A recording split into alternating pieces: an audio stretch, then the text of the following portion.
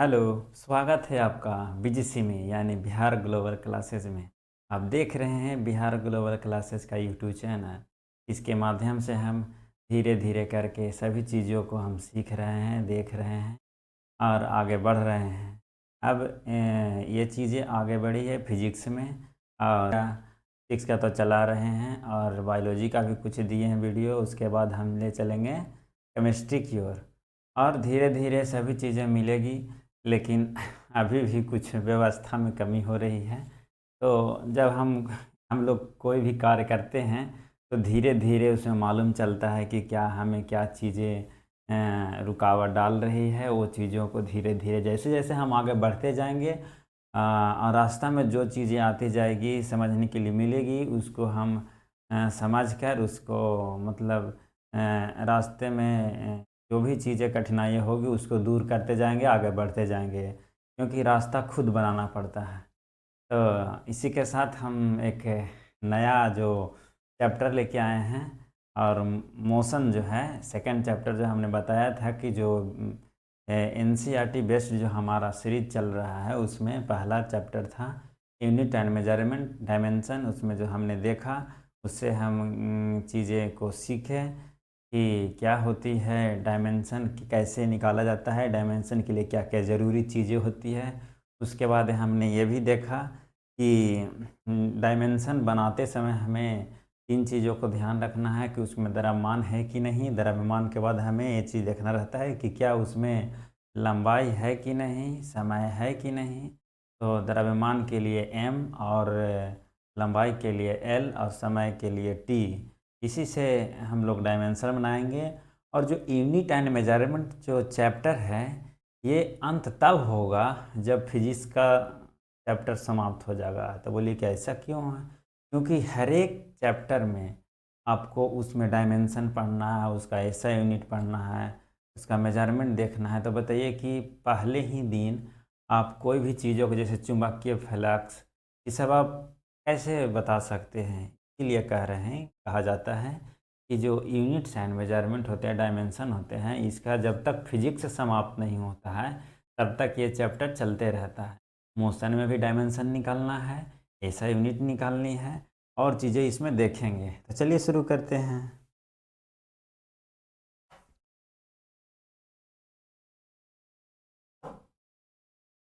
तो चलिए हम शुरू कर मोशन। जो मोशन है जो हमारा एनसीईआरटी में 6 क्लास में मोशन जो है वो 6 क्लास में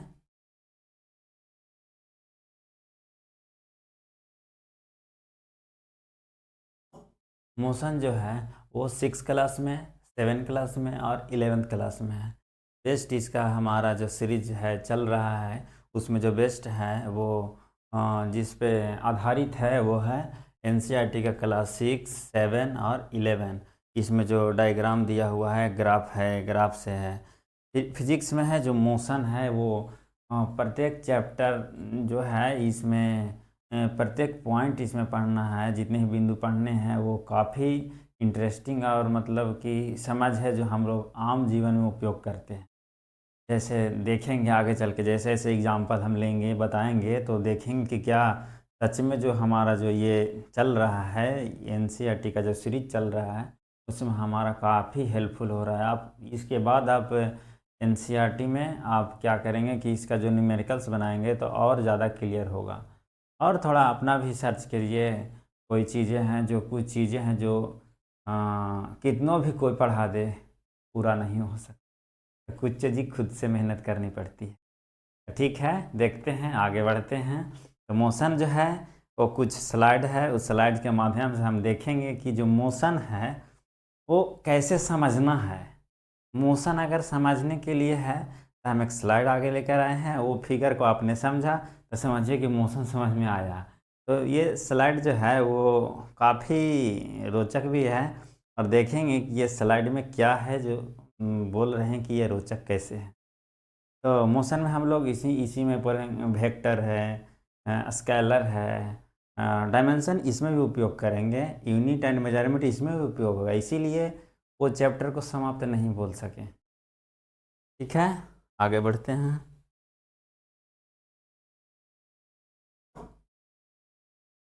देखिए, ये चीज़ आप ये चीज़ आप देख लिए और ये चीज़ आप समझ लिए, तो समझिए कि आपका जो अ, मोशन ख़त्म हो गया। मोशन आप ये चीज़ देख लिए और ये चीज़ आप समझ लिए, तब समझिए कि मोशन चैप्टर समाप्त हो गया। इसी में सब चीज़ है। देखिए, इसमें चीज़ें हमें ध्यान देने की ये बात क्या है कि हम ये देखेंगे कि ये जो व्यक्ति है, इसके नज़रिए से ये कौन है? भले ही है, लेकिन इसके नज़रिए से ये रिफ़रेंस जो पॉइंट है, दोनों को रिफ़रेंस पॉइंट अलग-अलग है। इतने में आप मोशन और रेस्ट आप समझ सकते हैं कि इसमें मोशन कौन है, रेस्ट कौन है।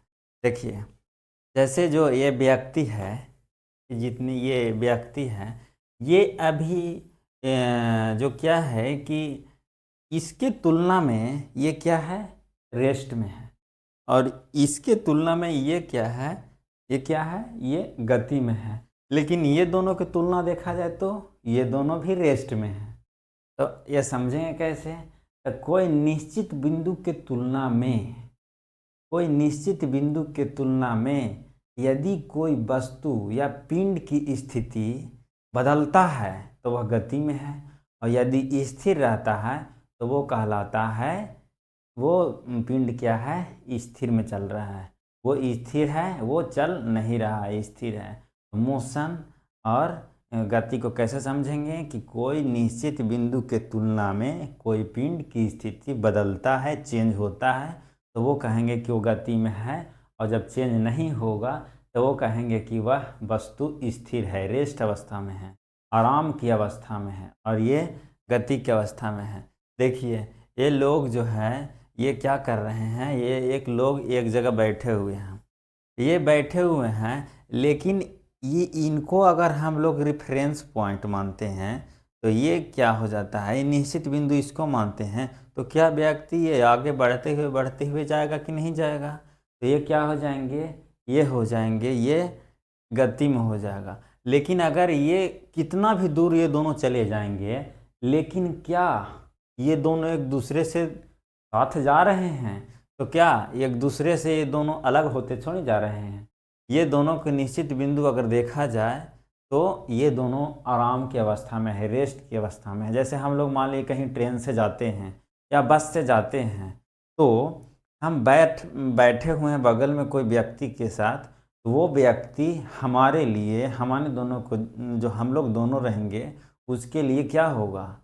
आराम की अवस्था में दोनों रहेंगे। लेकिन यदि अगर कोई स्टॉपेज आता है तो हम क्या करते हैं? वहाँ रुकते हैं। रुकने के बाद फिर बस जब चलने लगती है तो जो वहाँ बैठे हुए रहते हैं शेड में, उनके लिए जो ये है गति में है। लेकिन हम लोग कहीं पटना भी चले जाएंगे, विदेश भी चले जाएंगे बैठकर, तो हम लोग आराम की अवस्था में ही रहेंगे, रेस्ट की ही अवस्था में रहेंगे। तो हम ये कहना चाहते हैं कि जो फिगर जो है ये बहुत चीज़ें बता रही है कि ये चीज़ें हैं, जो ये दोनों कितना भी दूरी चले जाएं तो ये दोनों आपस में रेस्ट में ही रहेंगे। लेकिन इनके लिए ये क्या रहेंगे? वो गति में रहेंगे।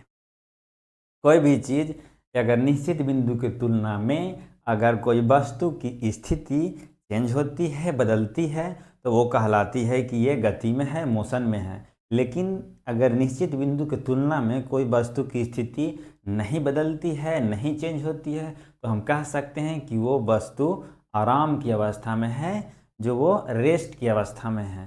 तो चलिए आगे देखते हैं, धीरे धीरे आगे आते हैं तो धीरे धीरे समझते जाएंगे। तो अब आगे देखते हैं कि तो क्या ये कितनी गति कितने प्रकार की होती है? तो गति देखिए, गति गति ये जनरली देखिए चार तरह की होती है। रैखिक गति होती है, वृत्तीय गति बोलते हैं इसको, रैखिक गति रैखिक गति है, और यह वृत्तीय गति है, और यह घूर्णन गति है, और यह है पीरियोडिक आवधिक गति।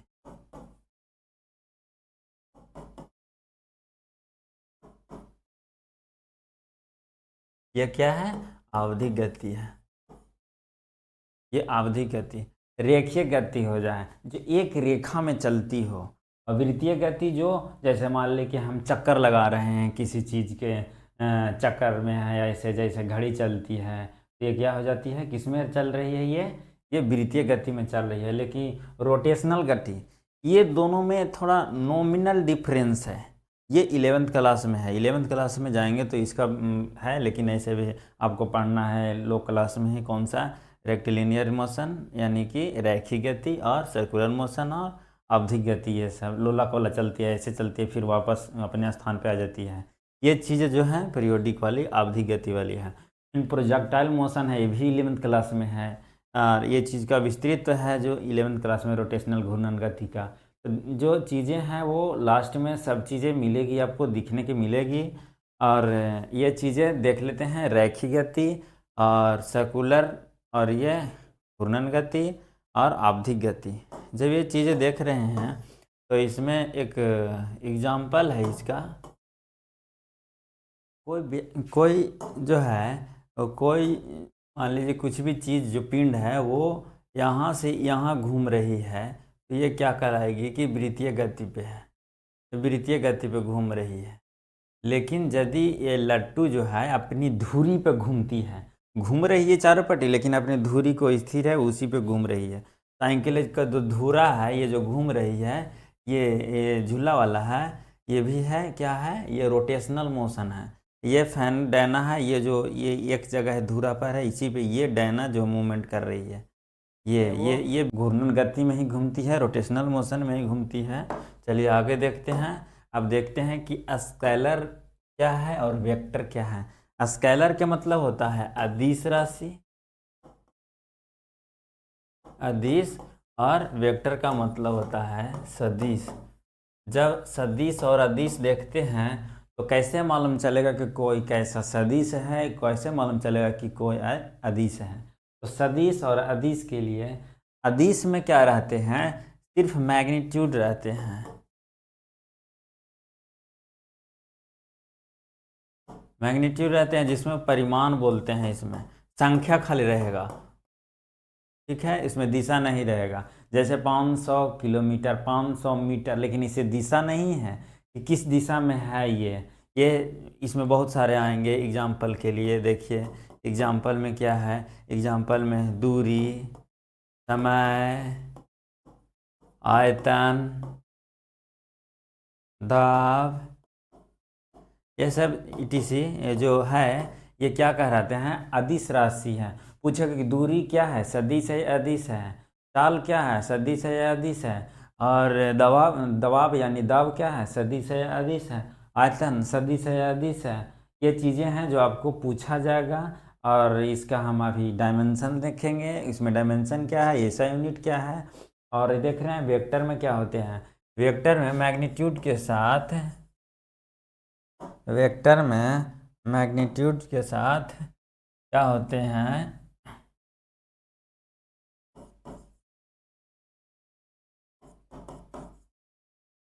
परिमाण के साथ साथ दिशा का होना ही,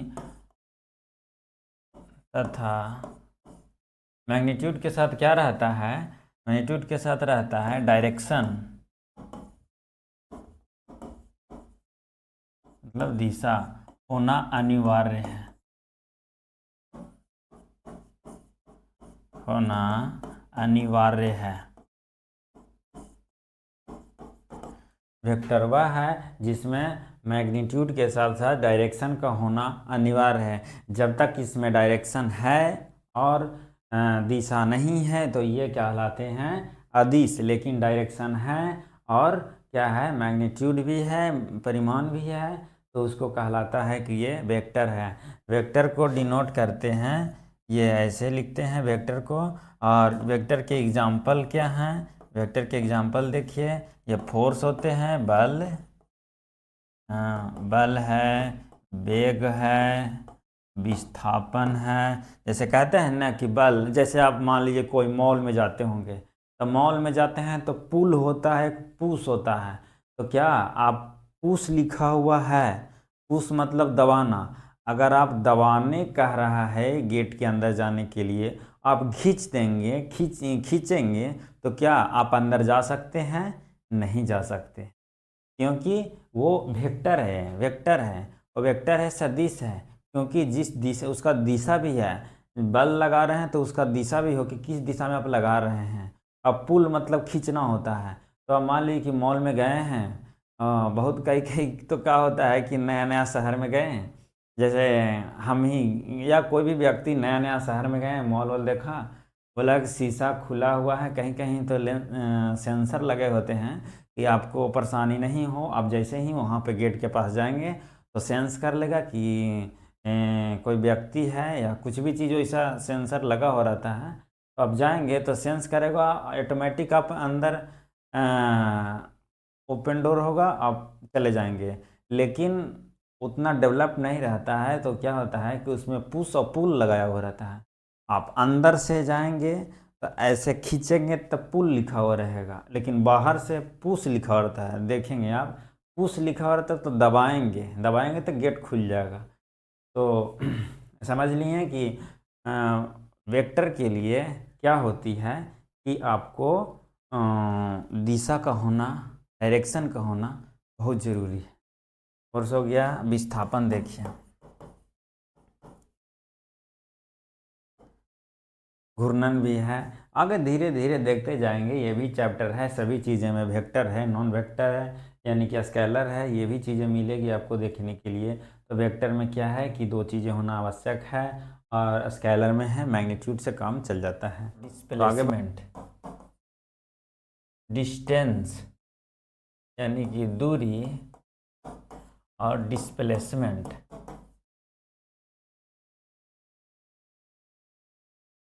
डिस्प्लेसमेंट का मतलब होता है विस्थापन। ये दोनों में आप ये दोनों चीज़ें समझिए, ये दोनों चीज़ें आप समझिए और आगे बढ़िए। दोनों चीज़ें आप समझिए और आगे बढ़िए।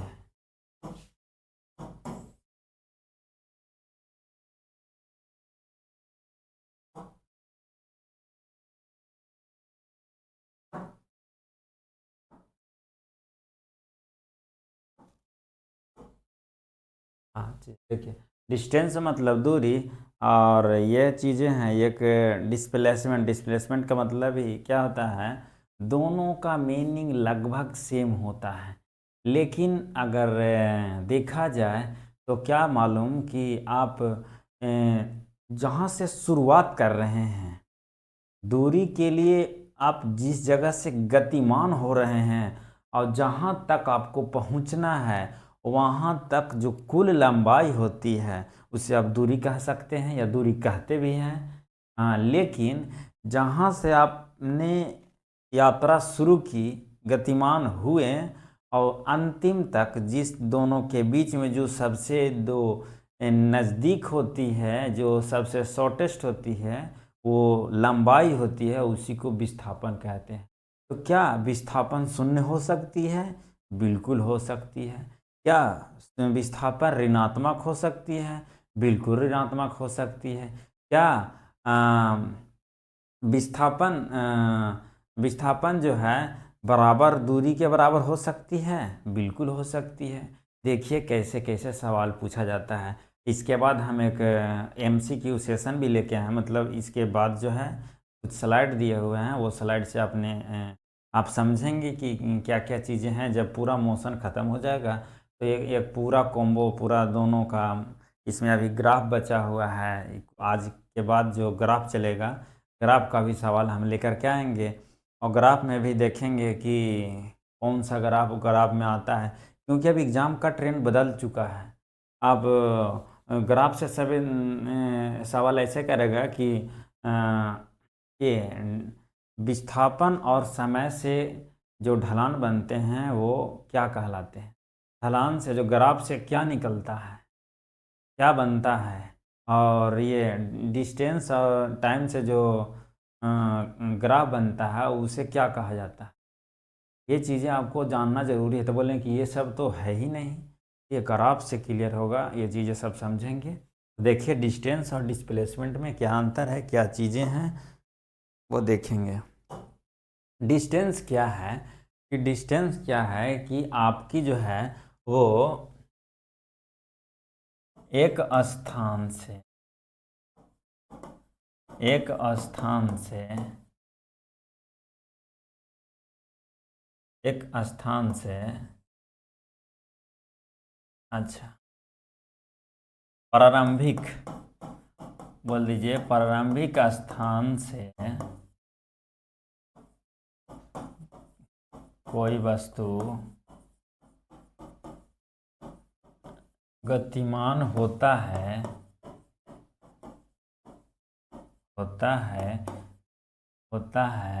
और अंतिम स्थान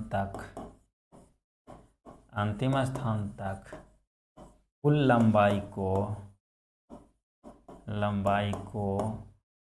दूरी कहते हैं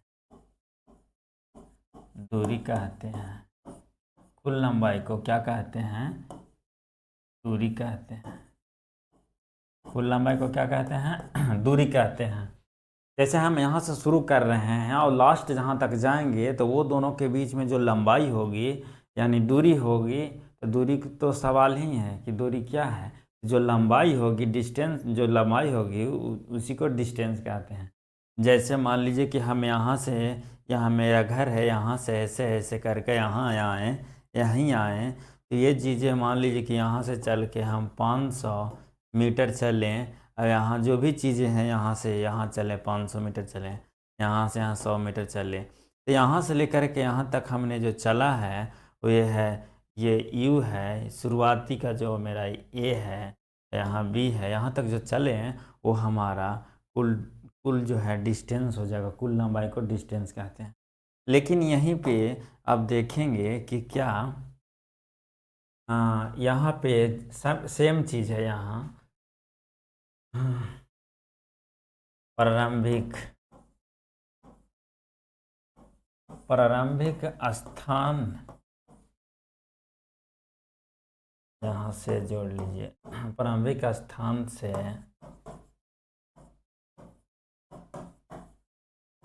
कोई वस्तु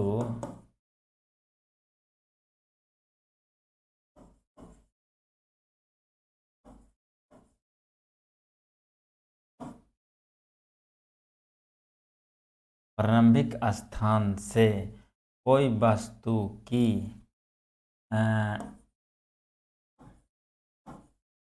अंतिम स्थान पर पहुंचने का सबसे नज़दीक लंबाई को विस्थापन कहते हैं।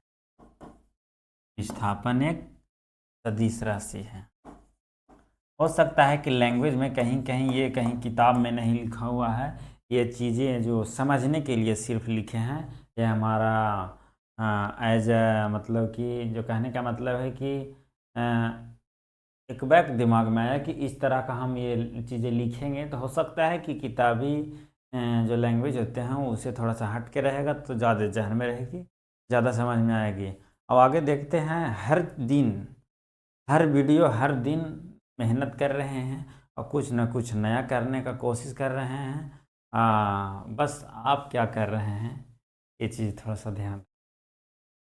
तो प्रारंभिक स्थान से कोई वस्तु की अंतिम स्थान पर पहुंचने का जो सबसे नज़दीक लंबाई को विस्थापन कहते हैं। जैसे मेरा यहाँ घर है और ऐसे ऐसे चलते हैं, यहाँ पहुँचना ही है, तो ये जो इतना दूर हम चलेंगे यहाँ से यहाँ तक 50 मीटर, यहाँ से यहाँ तक 100 मीटर, यहाँ से यहाँ तक 10 मीटर, और जब सब जोड़ेंगे 50 100 प्लस 10 ये चीज़ें जोड़ेंगे तो कितना हो जाएगा 160 मीटर।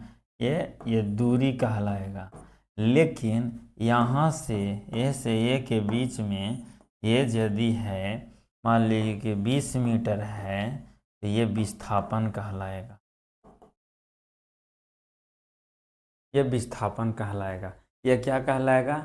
विस्थापन कहलाएगा, क्योंकि शुरुआत के बिंदु और लास्ट के बिंदु के बीच की जो सबसे शॉर्टेस्ट जो लेंथ होते हैं, लंबाई होते हैं, उसी को क्या कहते हैं हम? उसी को कहते हैं डिस्प्लेसमेंट, यानी कि विस्थापन। तो हम आगे देखते हैं कि क्या विस्थापन और विस्थापन और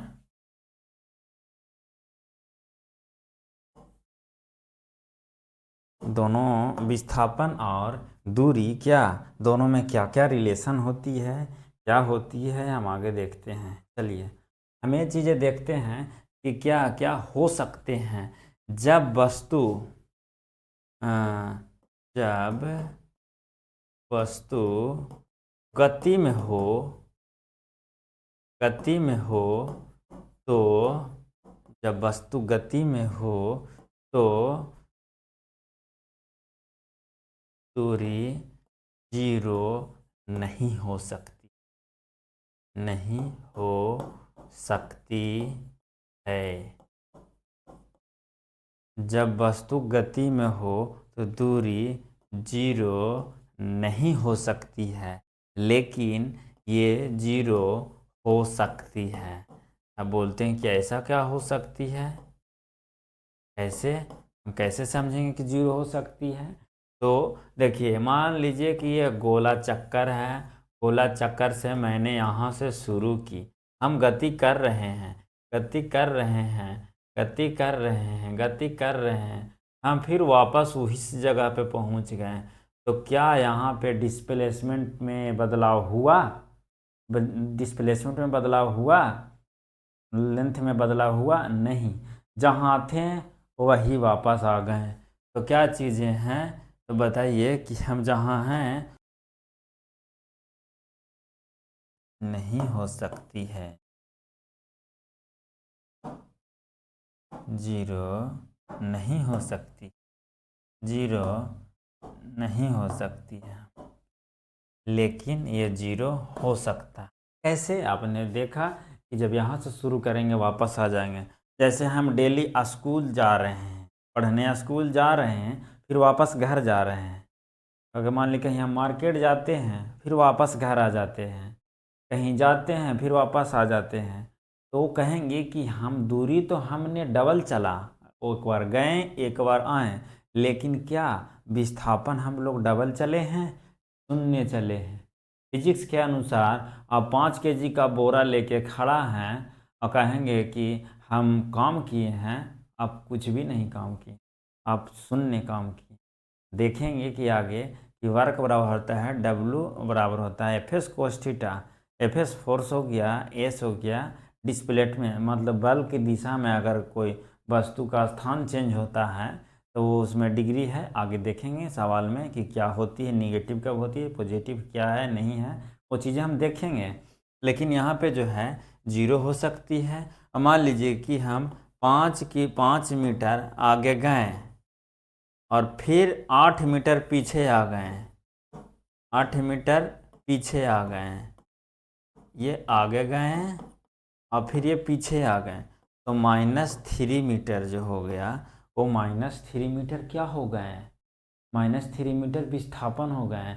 तो क्या डिस्टेंस माइनस में होते हैं, ऋणात्मक होते हैं? नहीं, डिस्टेंस जो है दूरी ऋणात्मक नहीं होते हैं, लेकिन डिस्प्लेसमेंट ऋणात्मक हो सकते हैं। तो क्या बराबर हो सकते हैं दोनों आपस में? बिल्कुल हो सकते हैं। ऐसे कि जैसे मान लीजिए कि ए बिंदु है, ये बी बिंदु है, यहाँ से हम चलना शुरू किए, यहाँ पहुँच गए, यहाँ से 500 मीटर है और ये विस्थापन के लिए भी यहाँ से यहाँ चलते हैं, ये भी जो स्ट्रेट लाइन में है।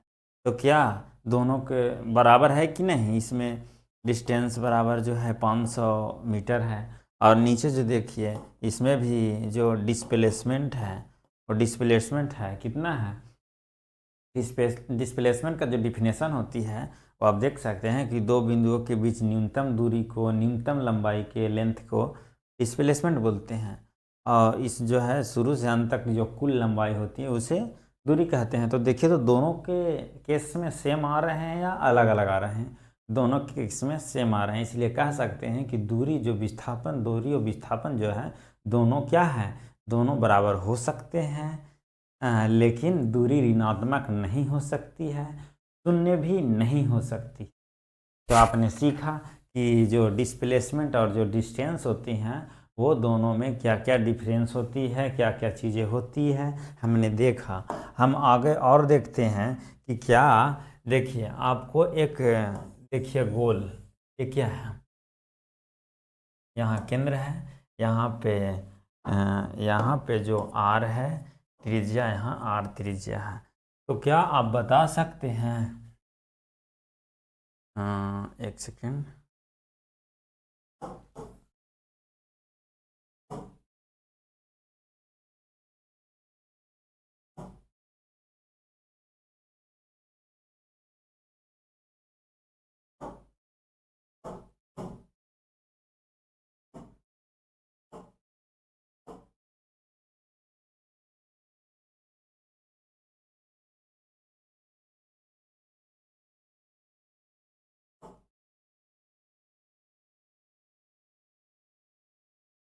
देखिए ये क्या है, ये एक वृत्त है जो हम लोग अभी पढ़े थे, सर्कुलर मोशन, वृत्तीय गति के अंतर्गत हम लोग ये देखेंगे कि ये चीज़ें जो हैं, मान लीजिए कि कोई व्यक्ति ए जो है यहाँ से चलना शुरू किया और यहाँ से चलना शुरू किया और यहाँ तक पहुँचा, आधा चक्कर, कितना, आधा चक्कर, आधा चक्कर में दूरी बताइए और विस्थापन बताइए, दूरी बताइए और विस्थापन बताएं, दोनों कितना कितना हो, कितना दूरी चला, कितना दूरी चला, तो दूरी क्या होगी, विस्थापन क्या होगी, तो क्या होती है, दूरी के लिए 2πr, दूरी के लिए क्या होगा 2πr, दूरी के लिए क्या होगा 2πr, लेकिन आधा ही चला है तो क्या करेंगे πr। अगर r मान लीजिए कि यहाँ पे r बराबर दिया हुआ है 7, यहाँ भी r बराबर दिया हुआ है 7, ठीक है, r बराबर 7 दिया हुआ है, 7 सेंटीमीटर, 7 सेंटीमीटर, तो बताइए, या 7 मीटर दूरी है ना, तो बड़ा थोड़ा लीजिए, सेंटीमीटर, 7 मीटर, 7 मीटर, ठीक है,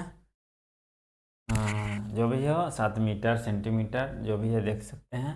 तो क्या करेंगे कि पाई का मान 22/7, आर का मान 7 कटेगा तो कितना हो जाएंगे 22, 22 क्या हो जाएगा 22 मीटर, इसका दूरी हो जाएगा।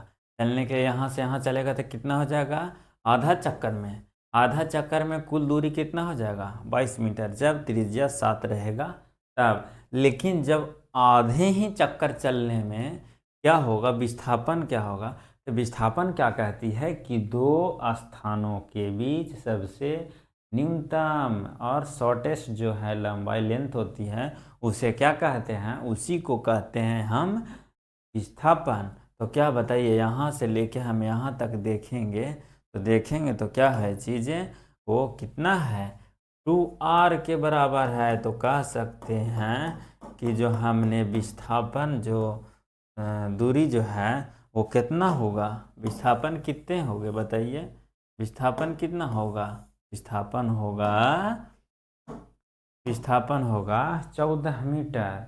कैसे समझ लिए। और यदि पूरा चक्कर चलेगा, पूरा चक्कर चलेगा,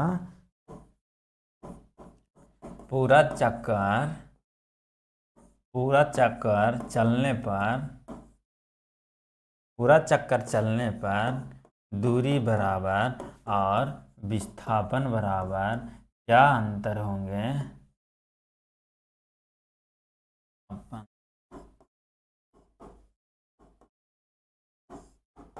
दूरी बराबर विस्थापन बराबर क्या होंगे आप देखेंगे। तो ये पूरा अब चल लिया, पूरा चल लिया अब, तो पूरा चक्कर के लिए क्या होता है 2πr, 2 इंटू 22/7 इंटू 7 यानी कि 44 मीटर क्या हो जाएंगे, कुल दूरी हो जाएगा। लेकिन विस्थापन क्या होगा, बड़ा वाला 0। ऐसे कि जहाँ से पहुँचा शुरू किया था वहीं वापस पहुँच गया, इसीलिए विस्थापन क्या होगा, 0। विस्थापन क्या हो गए, 0 हो गए। और दूरी, यही चीज़ समझना है। अगर आप नहीं समझेंगे तो दूरी विस्थापन में कभी दूरी को विस्थापन कर देंगे तो विस्थापन को दूरी में आ जाएंगे। तो क्या चीज़ें आपको समझ में आई है कि नहीं आई है? नहीं आई है तो एक बार फिर से वापस देख लीजिएगा और कुछ अपने से हेल्प कर लीजिएगा, देख लीजिएगा। लेकिन ऐसा तो नहीं लगता है कि जो हम कोशिश जो किए हैं समझाने का, उससे आपको बहुत ही समझ में आया होगा। हम ये 0 मीटर क्या होगा, इसका आंसर होगा। हमें पूरा भरोसा है कि आपको समझ में आया होगा। तो आगे बढ़ते हैं। आगे बढ़ते हैं तो देखते हैं कि एक समान गति पढ़ते हैं। एक समान गति और क्या होता है, असमान गति। एक समान गति और असमान गति। देखिए, ये दोनों समझने के लिए आप एक चीज़ समझ सकते हैं कि जैसे कोई वीआईपी लोग होते हैं, पीएम, सीएम या और भी कोई वीआईपी लोग होते हैं, डीएम होते हैं, चाहे जब आपने देखा होगा कि जब वो ट्रैवलिंग करते हैं, आते हैं, तो क्या देखते नहीं हैं कि जो रोड है वो कहीं जाम तो दूर की बात है, कोई गाड़ी भी इधर उधर नहीं जाता होगा। आने की खबर से पहले ही रोड जो होता है पूरा क्लीन रहता है। वो दम आएंगे, धाएँ धाएँ धाएँ धाएँ गाड़ी जा रहा है, पता भी नहीं चलेगा कि कौन आया कौन गया। सूचना से मालूम चलता है कि सीएम गए हैं, प्रेसिडेंट गए हैं, गवर्नर गए हैं, जाने के बाद मालूम चलता है कि कौन गए हैं। तो ये चीज़ें क्या होती है कि वो जब शुरू में जो स्पीड से चलते हैं, क्योंकि उन लोग का जो टाइम है वो बॉन्डिंग रहता है, तो क्या है कि वो ऐसा टाइम से चलेंगे महाराज जी, एकदम पूरा उनका लिए नॉन स्टॉप रहेगा। जहाँ से चलेंगे वो बराबर समय में बराबर दूरी तय करेंगे। मान लिया आप 1 घंटा में 60 किलोमीटर चलें तो अगले 1 घंटा में 60 किलोमीटर ही चलेंगे। तो ये चीज़ें होंगी समान दूरी। ये समान समय के साथ समान जो दूरी तय करे उसी को कहते हैं, जो एक समान मोशन गति कहते हैं। अब बताइए कि यूनिफॉर्म मोशन जो है इसी का इंग्लिश में कहते हैं, एक समान गति को। लेकिन जो होती है असमान गति, जैसे हम लोग क्या करते हैं, हम लोग मार्केट निकले, मार्केट तो निकलते हैं तो क्या होती है कि आगे बढ़ें जैसे ही, तो कुछ दूर तो हम पूरा पूरा एस्केलेटर फुल एस्केलेटर के साथ चलें, त्वरण के साथ। इसके बाद हम त्वरण देखेंगे। तो त्वरण के जैसे जैसे जो चीज़ें आते जाएगी, खुलते जाएगी, परत दर खुलते जाएगी, जैसे जैसे हम सीखते जाएंगे, अध्ययन करते जाएंगे। जैसे ही एस्केलेटर देख के हमने उड़ाया गाड़ी, पहुँचे बाज़ार में देखें, आगे बढ़ा फिर ब्रेक मारा, आगे बढ़ा फिर ब्रेक लगा। जैसे जैसे आगे बढ़ते जाएगी ब्रेक लेते जाएंगे। तो क्या हो रहा है, ये चीज़ें हमारा पहले का जो समय लिए थे उसमें हमने काफ़ी दूरी तय किया, लेकिन जैसे ही आगे बढ़ते हैं समय ज़्यादा ले रहा है लेकिन दूरी कम चल रहा है, समय ज़्यादा दे रहा है लेकिन दूरी कम चल रहा है। तो क्या बराबर समय में बराबर दूरी हम तय कर रहे हैं? तो बिल्कुल नहीं। क्यों नहीं तय कर रहे हैं? क्योंकि जो है ये असमान गति है। असमान गति है, यही समझिए कि समान गति क्या है, बराबर समय में बराबर दूरी और बराबर समय में बराबर दूरी।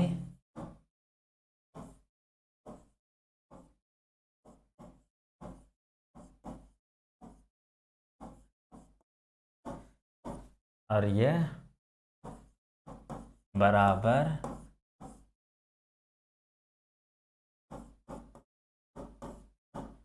बराबर समय में असमान दूरी।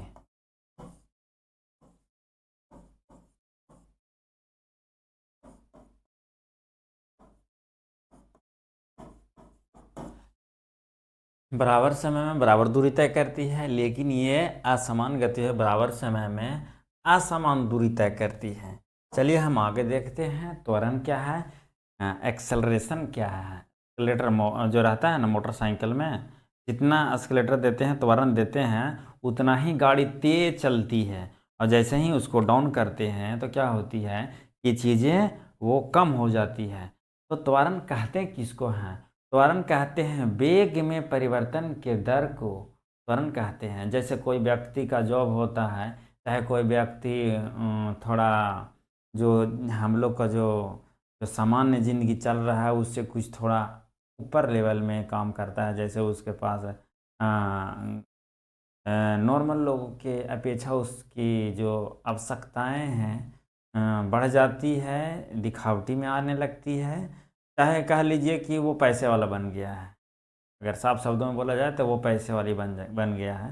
तो हम यह कह सकते हैं कि जो समय के साथ जो बदल जाए, समय के साथ जो बदल जाए उसी को कहते हैं त्वरण। जैसे जैसे हम समय दिए, जैसे तुरंत दिए बदल गया, समय के साथ बदल गया। लेकिन जो चीज़ें समय के साथ समय बढ़ रही है, लेकिन वो वैसा ही के वैसा ही, जैसे जॉब कोई लग गया लेकिन जो पहले जैसे रहता था अभी भी वैसा ही रह रहा है, तो हमें समझेंगे कि उसमें कोई बदलाव, व्यवहार में बदलाव नहीं हुआ है, उसमें त्वरण नहीं हुआ है। ठीक है, हम देखते हैं त्वरण क्या है। इसमें स्लाइड वाइट देखते हैं त्वरण क्या है। त्वरण देखने के लिए हम ये देख रहे हैं कि त्वरण, देखिए त्वरण, त्वरण जिसको बोलते हैं एक्सेलरेशन। एक्सेलरेशन त्वरण क्या है? एक्सेलरेशन जो है, त्वरण क्या है? त्वरण जो है वो क्या है कि इसमें जो है वेग में परिवर्तन, वेग में परिवर्तन समय के साथ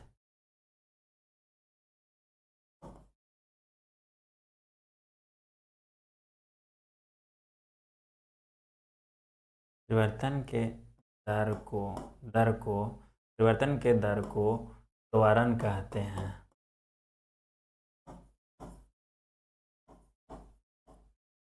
आपको ये चीज़ें लिख रहे हैं तो हो सकता है कहीं कहीं गलत भी लिखा सकता है, लेकिन जब आप मान लीजिए कि कुछ लिखा हुआ ले आएँ और ऐसे ही टिक लगाते जाएं, तो क्या होगा कि ये चीज़ें तो कोई भी इंसान कर सकता है, लेकिन लिखते हुए करेंगे तो कोई चीज़ें जो है, जैसे आप मान लीजिए पढ़ रहे हैं, आप बोल के पढ़ रहे हैं तो 3 बोल कर लिख कर पढ़ रहे हैं, तो बोल रहे हैं एक बार याद हुआ, उसी आवाज़ को आपकी कान सुन रही है तो 2 तरह से याद हुआ, और लिख रहे हैं, बोल कर लिख रहे हैं तो 3 तरह से रिवीजन होता है।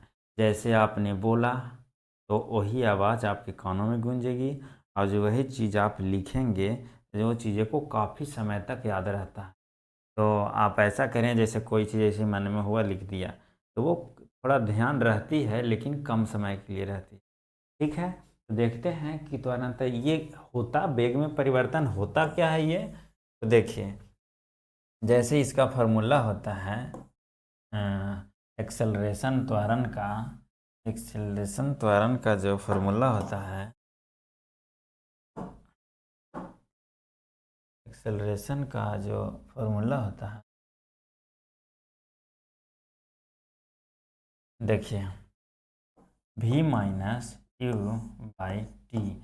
ये क्या है?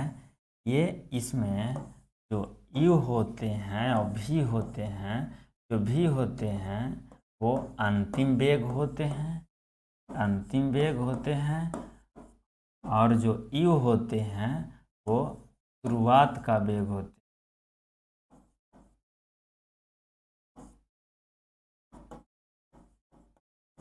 v होते हैं अंतिम वेग होते हैं, u होते हैं शुरुआत का वेग होते हैं, और t होते हैं समय को बोलते हैं।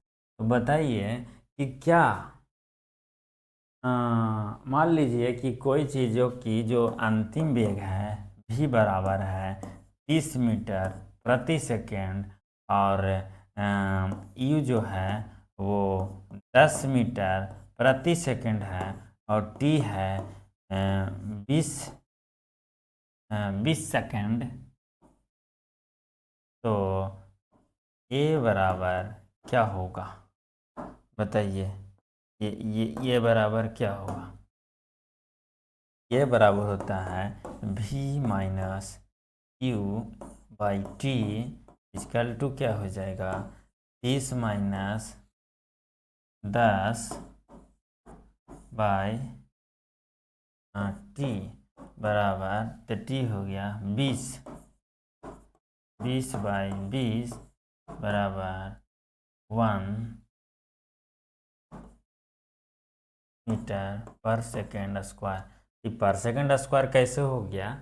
तो ऊपर आप देखेंगे कि यहाँ जो है वेग होता है मीटर प्रति सेकंड में होता है, ऐसे v माइनस यू मीटर प्रति सेकंड में, और यहाँ भी है सेकंड में।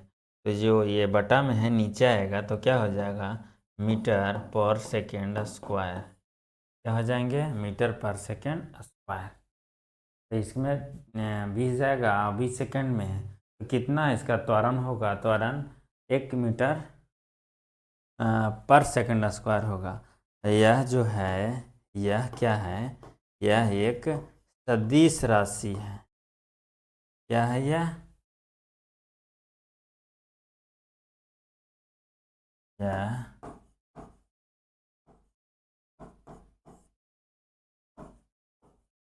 यह सदिश राशि। इसका बीमा बता सकते हैं? इसका बीमा डायमेंशन बीमा बराबर क्या होगा मीटर पर सेकंड स्क्वायर है ना। तो क्या इसमें आप देख रहे हैं कि द्रव्यमान है? नहीं है। तो द्रव्यमान 0 हो जाएगा, और जब द्रव्यमान 0 हो जाएगा तो लंबाई तो है, लंबाई 1 है लिखेंगे, लेकिन टी जो है बटा में है तो उसको ऊपर ले जाएंगे तो ये माइनस में हो जाएगा। तो इसका क्या हो जाएगा त्वरण के जो बीमा होगा वो MLT-2 हो जाएगा। आप देखेंगे कि धीरे धीरे जाएंगे तो जैसे जैसे हम आगे बढ़ते जाएंगे तो आप देखेंगे कि यूनिट्स भी कंप्लीट होते जा रहे हैं, और उसमें बीमा भी सीख रहे हैं। आपने दूरी का भी बीमा देखा, बाकी चीज़ों के विस्थापन का भी देखा, अपने त्वरण का भी देखा। धीरे धीरे आगे बढ़ते जाएंगे और सीखते जाएंगे। तो आगे क्लास के लिए हम ये देखेंगे कि आगे क्लास के लिए हम ये देखेंगे कि गति का समीकरण, ये ध्यान में रखेंगे, गति का समीकरण कौन कौन होता है इस पे हम काम करेंगे। गति का समीकरण कौन कौन होते हैं? 3 होते हैं। ये चीज़ आप ध्यान में रखेंगे, जब आगे आएंगे तो वो चीज़ें निकालनी होगी कि हम गति जो पढ़ रहे हैं वो चीज़ों को हम दूरी निकाल सकते हैं, उसमें हाइट निकाल सकते हैं। जैसे कोई चीज़ को हम ऊपर फेंकें तो तो कितने हाइट तक जा सकती है, कितने ऊंचाइयों तक जा सकती है, उसका अंतिम वेग क्या होगा, ये गति के हम सूत्र समीकरण से ही निकाल सकते हैं। तो v बराबर होता है u plus A T. v बराबर क्या होता है u प्लस ए टी, और जब v बराबर u प्लस ए टी होता है तो s बराबर होता है you T plus half A T square, और v square minus u square बराबर 2as, जहाँ v बराबर अंतिम वेग, u बराबर प्रारंभिक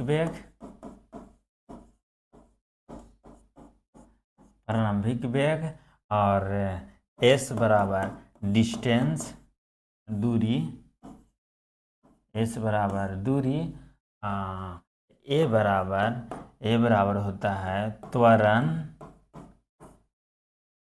और हो गया भी हो गया, यू हो गया, ए हो गया। अच्छा टी बराबर होगा समय।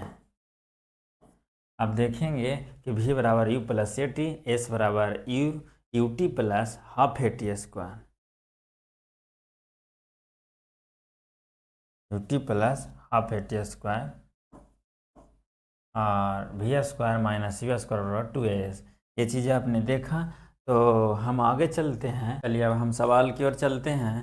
तो देखते हैं कि सवाल बनाइए, यदि कोई वस्तु समान समयांतराल में समान दूरी तय करता है तो उसकी गति क्या होगी? असमान गति होगी, या समान गति होगी, या त्वरित गति या वृत्तीय गति होगी? तो ये कहलाता है समान गति। क्या कहलाती है? समान गति कहलाएगी। चलिए आगे बढ़ते हैं, दूसरा सवाल देखते हैं।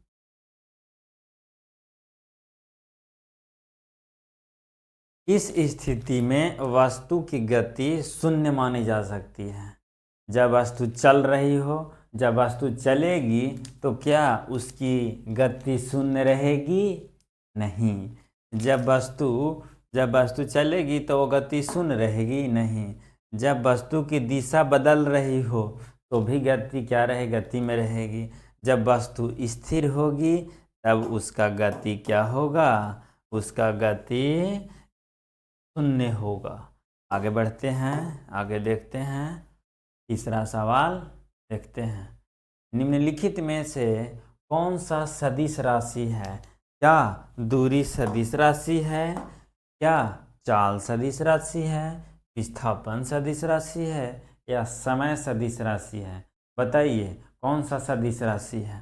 तो आप देख रहे हैं कि जो दूरी है वो नहीं है, चाल भी नहीं है। आपको दिखाए थे कि इसमें मैग्नीट्यूड जो होता है यानी कि परिमाण तो है, लेकिन इसमें दिशा नहीं है, डायरेक्शन नहीं है, लेकिन इसमें है। समझ गए? तो हम आगे बढ़ते हैं।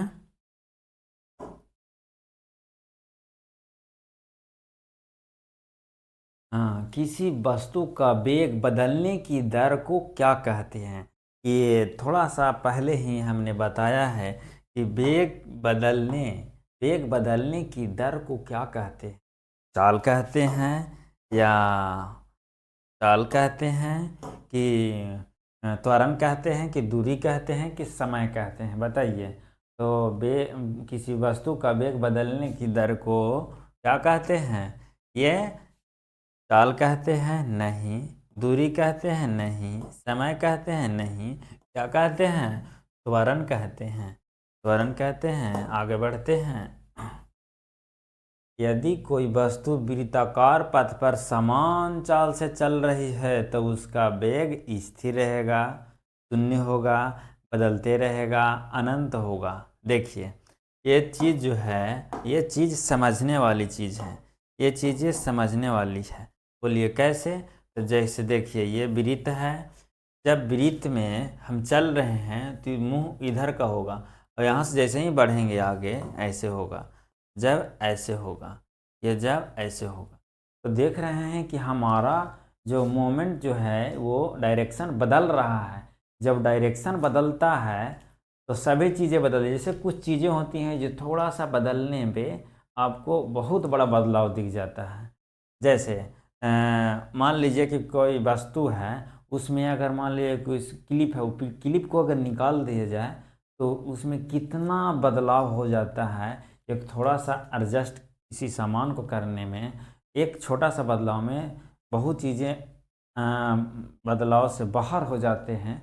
तो क्या एक ये जो वेग है इसमें जो है दिशा का बदलाव होगा, डायरेक्शन का बदलाव होगा, तो क्या चीज़ें त्वरण इसका वेग बदलेगा? नहीं, बिल्कुल बदलेगा। यदि कोई वस्तु वृत्ताकार पथ पर समान चाल से चल रही हो तो उसका वेग क्या होगा? वेग हमेशा बदलते रहता है, वेग बदलता रहता है। वेग क्या रहता है, बदलता रहता है। ठीक है, एक वस्तु 20 मीटर प्रति सेकंड की चाल से चल रही है, यदि वह 5 सेकंड में रुक जाती है तो उसका त्वरण क्या होगा। इसमें देखिए, इसमें जो है, इसमें त्वरण जो है, त्वरण क्या होगा पूछ रहा है। तो क्या करेंगे, ई बराबर, अभी वेग चल रही है, और यू बराबर जो शुरुआत का वेग है वो 20 मीटर प्रति सेकंड है, अंतिम का 0 मीटर प्रति सेकंड है। ठीक है, शुरुआत अंतिम 0 होगा तभी ना रुकेगा। और समय जो है, टाइम जो है कितना हो गया, यदि वह वस्तु 20 में प्रति चाल से चल रही है, यदि वह 5 सेकंड में, 5 सेकंड में रुक जाती है तो उसका त्वरण 35, तो क्या हो जाएगा -20/5, यानी कि -4 मीटर पर सेकेंड स्क्वायर, ये त्वरण बराबर। ठीक है, त्वरण बराबर क्या हो जाएगा, 4 मीटर पर सेकेंड स्क्वायर। आगे बढ़ते हैं, माइनस में होगा आंसर। ठीक है, आगे बढ़ते हैं।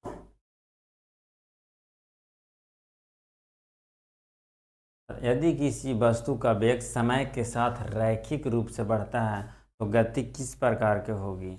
यदि किसी वस्तु को वेग समय के साथ रैखिक गति रूप से बढ़ता है तो गति किस प्रकार की होगी। गति होगी, गति क्या होगी, गति जो होगी समान त्वरण गति होगी। रैखिक में रहेगा तो जैसे देखे थे ना वीआईपी लोग वाला त्वरण दम चल रहा है, उसमें देख रहे थे समान त्वरण गति वाला, उसमें त्वरण क्या होती है, समान गति में त्वरण क्या होते हैं, ये त्वरण वाला है कि उसी से रिलेटेड थोड़ा सा है। यदि किसी वस्तु का वेग समय के साथ रैखिक रूप से बढ़ता है, समय बढ़ा उसमें गति बढ़ा तो दूरी बढ़ा, तो इसी गति को क्या कहते हैं, समान त्वरण गति कहते हैं। जैसे आगे बढ़ते हैं,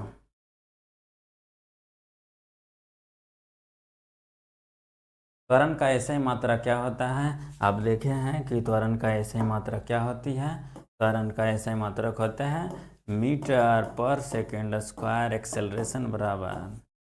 ठीक है, आगे बढ़ते हैं।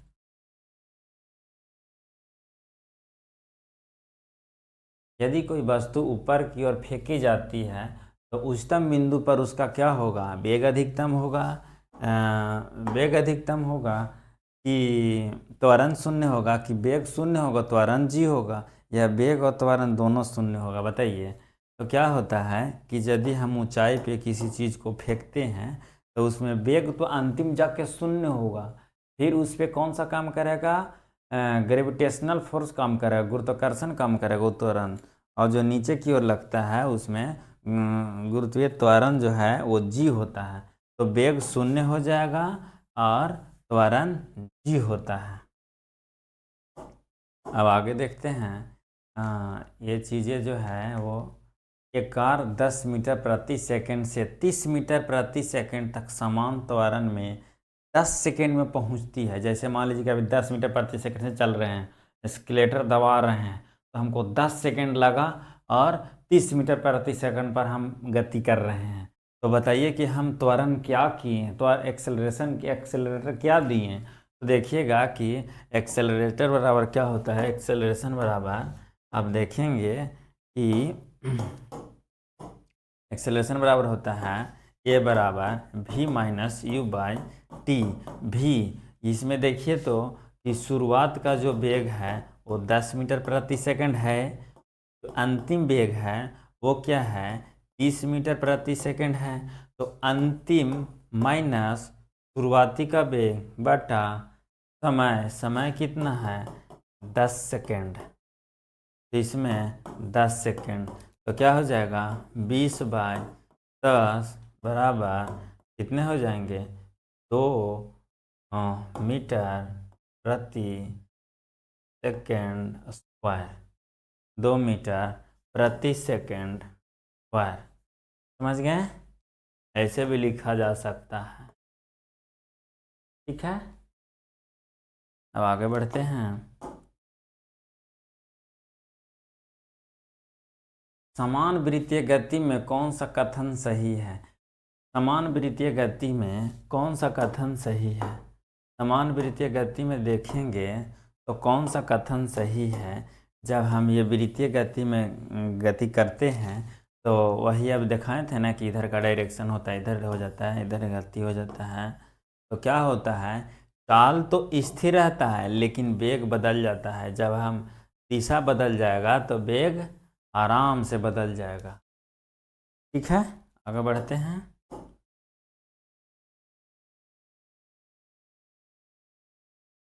दूरी और विस्थापन के बारे में कौन सा कथन सही है? आपने पढ़ा है कि दूरी और विस्थापन में क्या क्या चीज़ें होती है। तो दूरी विस्थापन में जो सही और गलत कथन कौन सा है? दोनों हमेशा बराबर होंगे? बताइए, दोनों हमेशा बराबर होंगे? ये बिल्कुल नहीं हो सकता। कभी कभी बराबर हो सकते हैं लेकिन हमेशा बराबर नहीं हो सकते हैं। ठीक है, दूरी सदिश राशि है, यह भी गलत। दूरी क्या है? अदिश राशि है। सदिश राशि विस्थापन होता है, डिस्प्लेसमेंट होता है। विस्थापन क्या अदिश राशि है? नहीं, ये भी क्या है? ये सदिश राशि है। यहाँ गए, इसमें यहाँ गलत है, इसमें यहाँ गलत है और इसमें यहाँ गलत है। ठीक है, हम आगे देखते हैं कि क्या दूरी जो है विस्थापन से बराबर हो सकता है, बड़ा हो सकता है? जी हाँ, विस्थापन दूरी से बराबर, विस्थापन जो दूरी है वो विस्थापन से बड़ा होता है या बराबर भी होता है। ठीक है, आगे बढ़ते हैं। आगे देखते हैं, यदि त्वरण ऋणात्मक हो तो इसे क्या कहते हैं? रिटार्डेशन कहते हैं, मंदन कहते हैं। अभी मंदन का सवाल ये देखे थे, कौन सा था? माइनस वाला, त्वरण में माइनस वाला, दोनों सेम चीज़ है। मंदन का, रिटार्डेशन का। यदि त्वरण ऋणात्मक हो तो इसे क्या कहते हैं? मंदन कहते हैं। ठीक है, मंदन कहते हैं, आंसर इसका ये होगा। तो आगे आते हैं, किस ग्राफ से विस्थापन प्राप्त किया जाता है? देखिए, ये सवाल आपके लिए हम छोड़ रहे हैं। ये सवाल हम आपके लिए क्या कर रहे हैं? छोड़ रहे हैं। इसका जवाब आप आंसर आप क्या करेंगे? आंसर आप किसमें देंगे? इसका जो जवाब है आप इसका जो आंसर आप देंगे, यानी जवाब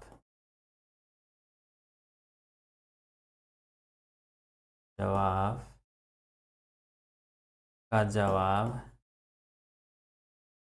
आप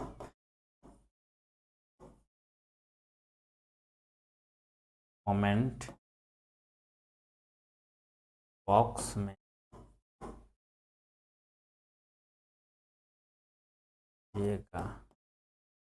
दीजिएगा। आप जवाब कमेंट बॉक्स में दीजिएगा। ठीक है, तो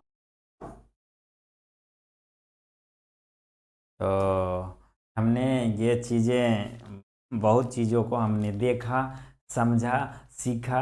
कहीं पे हमसे मिस्टेक भी हो सकती है तो उसको माफ़ कीजिएगा, माफ़ कीजिएगा। लेकिन हम कोशिश कर रहे हैं दिन प्रतिदिन कुछ नया करने का, कुछ अपग्रेड करने का, कुछ चीज़ों को उसमें और जोड़ने पे और चीज़ों को समाकलन करने में लगे हुए हैं। अब आपके तक पहुंचाने में पूरी कोशिश कर रहे हैं। और दिन प्रतिदिन हम कुछ कर रहे हैं कि हम ये चीज़ों को, आपको जो हमारे लिए आप जो समय दे रहे हैं वो आपको जो है वो व्यर्थ नहीं जाए, उस पे हम बहुत काम कर रहे हैं। और आगे जाके एक एक दिन में नहीं सुधरेगा लेकिन एक दिन ज़रूर सुधर जाएगी। तो फिर मिलते हैं एक नया, फिर नया एक, इसमें जो अगला पार्ट है जैसे ग्राफ से रिलेटेड जो चीज़ें हैं वो सीखने के लिए नेक्स्ट वीडियो में मिलते हैं। तब तक के लिए टेक केयर, बाय बाय।